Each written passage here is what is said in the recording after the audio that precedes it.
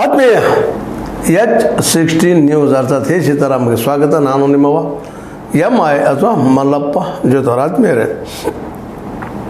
ML Parashuram ನಿರ್ದೇಶಕ, ಒಡನಾಡಿ ಸೇವಾ ಸಂಸ್ಥೆ ಮೈಸೂರು. ಇವರು ಯಾವಾಗಲೂ ಒಂದಿಷ್ಟು ಸಮಾಜಪರ ಧ್ವನಿಯನ್ನು ಎತ್ತಾ ಇರ್ತಾರೆ. ಈಗ ಭಿಕ್ಷಾಟನೆ ಸಲುವಾಗಿ, ಅದರಲ್ಲೂ ಭಾಳ ಭಿಕ್ಷಾಟನೆ ಸಲುವಾಗಿ ಇನ್ಫಾರ್ಮೇಷನ್ ಆ್ಯಕ್ಟ್ದಾಗ ಕೇಳಿದ್ದಾರೆ, ಇನ್ಫಾರ್ಮೇಷನ್ ತಗೊಂಡಿದ್ದಾರೆ. ಇವತ್ತು ಜನರ ಮುಂದೆ ಹೇಳ್ತಾ ಇದ್ದಾರೆ, ಸರ್ಕಾರಕ್ಕೂ ತಿಳಿಸ್ತಾ ಇದ್ದಾರೆ. ಯಾಕಂದ್ರೆ ಈ ಭಿಕ್ಷಾಟನೆ ಈ ದೇಶಕ್ಕೆ ಅಂಟಿದ ದೊಡ್ಡ ಶಾಪ. ನಾವೆಲ್ಲ ಹೇಳ್ತಾನೆ ಇರ್ತೀವಿ, ಹಾಗೆ ಅದು ಮುಕ್ತಾಯ ಆಗೋದು ಯಾವಾಗ ಅನ್ನೋದು ಕೂತಿರಲಿಲ್ಲ.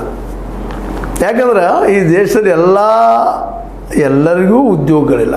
ಯಾಕಂದ್ರೆ ಯಾವ ತಂದೆ ತಾಯಿ ಉದ್ಯೋಗ ಮಾಡ್ತಾ ಇರ್ತಾರೆ, ಉದ್ಯೋಗ ಇರ್ತದೆ, ಅವ್ರು ತಮ್ಮ ಮಕ್ಕಳನ್ನು ಭಿಕ್ಷಾಟನೆಗೆ ಬಿಡೋದೇ ಇಲ್ಲ. ಯಾಕೆ ಬಿಡ್ತಾರೆ? ಹಡದ ಹಾದಿ ಮೇಲೆ ಯಾಕೆ ಬಿಡ್ತಾರೆ ಆ ತಂದೆ ತಾಯಿ? ಇನ್ನೇನೂ ಇಲ್ಲಪ್ಪ, ನಮಗೆ ಸಾಧ್ಯ ಇಲ್ಲ ಅಂದಾಗ ಮಾತ್ರ. ಇದು ನಾವು ಭಾಳ ನೆನಪಿಡ್ಬೇಕಾಗ್ಯದ. ಆದರೆ ಉದ್ಯೋಗ ಸೃಷ್ಟಿ ಮಾಡೋದ್ ಕಡೆ ನಮ್ಮ ಲಕ್ಷಣ ಇಲ್ಲಲ್ರಿ. ಇವತ್ತು ನಾವು ಟೀಕೆ ಮಾಡ್ಬೋದು, ಬಾಲ್ ಭಿಕ್ಷಾಟನೆ ಹೆಚ್ಚಾಗ್ಯದ, ಮತ್ತೇನು ಮಾಡಿದ, ಇದೆಲ್ಲ ನೀವು ಪರಿಹಾರ ಮಾಡಿರಿ. ಅದು ಮಾಡಬೇಕಾದ ಸರ್ಕಾರದ ಕೆಲಸ. ಅದು ಟ್ಯಾಕ್ಸ್ ಅದಕ್ಕೆ ಸಿಗ್ತೀರಿ ನೀವು. ಟ್ಯಾಕ್ಸ್ ಎದಕ್ಕಾಗ್ಯಪ್ಪ? ಇಲ್ಲಿಯೇ ಬಡತನ ಹೋಗೋದಕ್ಕಾಗಿ, ಇಲ್ಲಿ ಸ್ವಚ್ಛ ನೀರು ಸಿಗೋದಕ್ಕಾಗಿ, ಇಲ್ಲೇ ಅಡ್ಡಾಡೋದು, ರಸ್ತೆಗಳ ಸಲುವಾಗಿ, ಖರ್ಚು ಮಾಡೋ ಸಲುವಾಗಿ, ಲೈಟಿಗೆ ಮತ್ತು ಎಜುಕೇಷನ್ಗೆ, ಆರೋಗ್ಯಕ್ಕೆ, ಇದಕ್ಕೆ ಖರ್ಚು ಮಾಡಬೇಕಲ್ಲ. ಇವೆಲ್ಲ ಬೇಸಿಕ್ ಇನ್ಫ್ರಾಸ್ಟ್ರಕ್ಚರ್ಸ್, ಮುಖ್ಯವಾಗಿ ಮೂಲಭೂತ ಸೌಕರ್ಯಗಳು ಬೇಕೇ ಬೇಕು. ನೀವು ಕೊಡಲೇಬೇಕು, ಸರ್ಕಾರದ ಹೊರೆ ಇದು. ಯಾಕಂದ್ರೆ ಟ್ಯಾಕ್ಸ್ ತೊಗೊಳ್ತದೆ ರೀ.